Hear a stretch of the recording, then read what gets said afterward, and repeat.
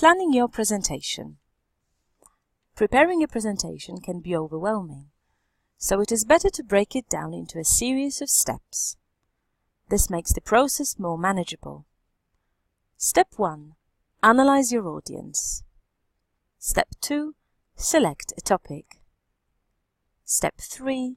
Define the objective of the presentation. Step 4. Prepare the body of the presentation. Step 5. Prepare the introduction and conclusion. Step 6. Practice delivering the presentation. Step 1. Analyze your audience. Think about who you will be speaking to. What do they already know about your topic? What will they need to know?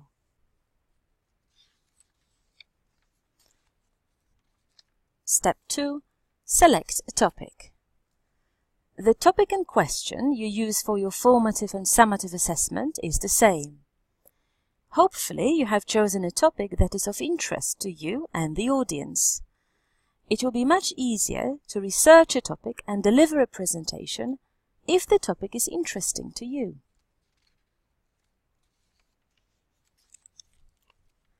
Step 3. Define the objective of the presentation.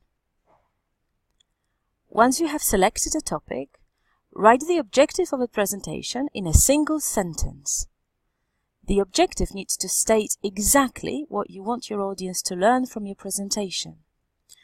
Base the objective and the level of the content on the amount of time you have for the presentation and the background knowledge of the audience. Use this statement to help keep you focused as you research and develop the presentation.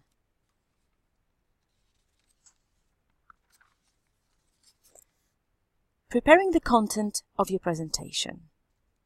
Step 4. Prepare the body of the presentation. After defining the objective of your presentation, determine how much information you can present in the amount of time you are allowed.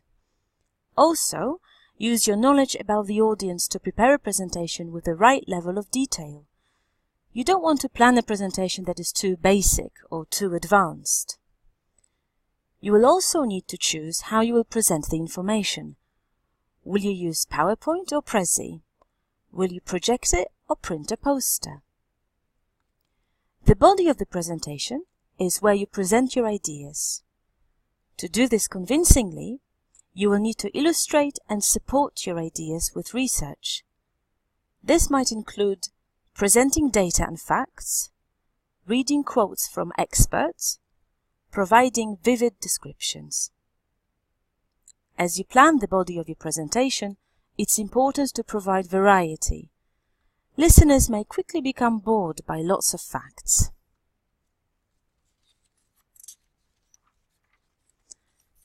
Step 5.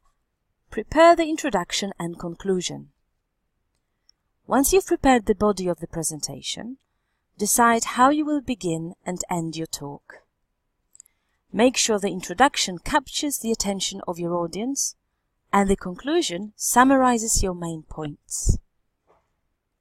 During the opening of your presentation, it's important to attract the audience's attention and build their interest.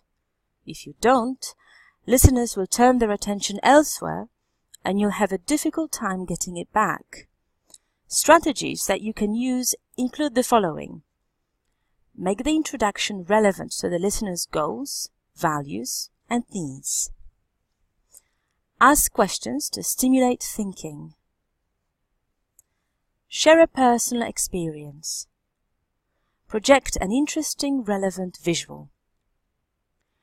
During the opening, you want to clearly present your topic and the purpose of your presentation. Clearly stating the topic and purpose will help the listeners focus on and easily follow your main ideas.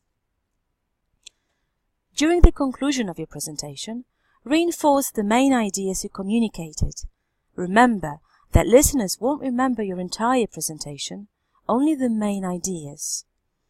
By reinforcing and reviewing the main ideas, you help the audience remember them.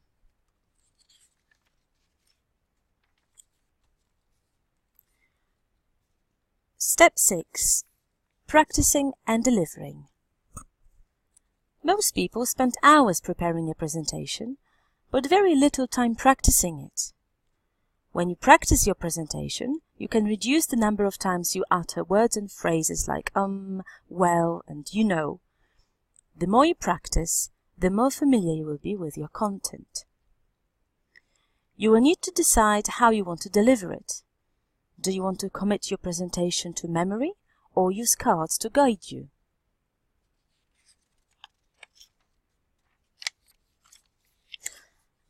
An advantage of speaking from memory is your ability to speak to the audience without relying on notes. This allows you the flexibility to move away from the screen and to maintain eye contact with your audience. However, speaking from memory has disadvantages too. Presentations from memory often sound rehearsed, and the possibility exists that you forget an important point, present information that's inaccurate, or completely lose your train of thought. If you decide to deliver your presentation from memory, have notes handy to jog your memory just in case. Many people like to speak from notes. These notes are usually on cards or paper in outline form and contain key ideas and information. If you are using an electronic presentation tool, you may be able to include your notes in the presentation itself. The benefit of delivering a presentation from notes is that you sound natural rather than rehearsed, and you can still maintain relatively good eye contact with the audience. The downside is that you might not express your key ideas and thoughts as well as you may have liked, had you planned your exact words in advance. Do not read from your phone. It does not look professional.